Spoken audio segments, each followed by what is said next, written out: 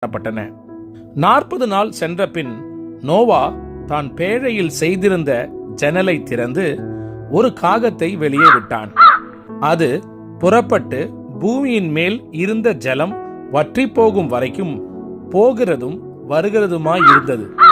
பின்பு பூமியின் மேல் ஜலம் குறைந்து போயிற்றோ என்று அறியும்படி ஒரு புறாவை தன்னிடத்திலிருந்து வெளியே விட்டான்.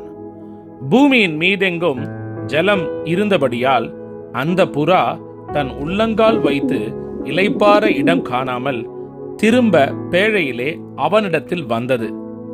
அவன் தன் கையை நீட்டி அதை பிடித்து தன்னிடமாக பேழைக்குள் சேர்த்து கொண்டான். பின்னும் 7 நாள் பொறுத்து மறுபடியும் புறாவை பேழையிலிருந்து வெளியே விட்டான்.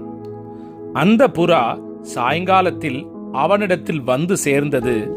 இதோ அது கொத்திக் கொண்டு வந்த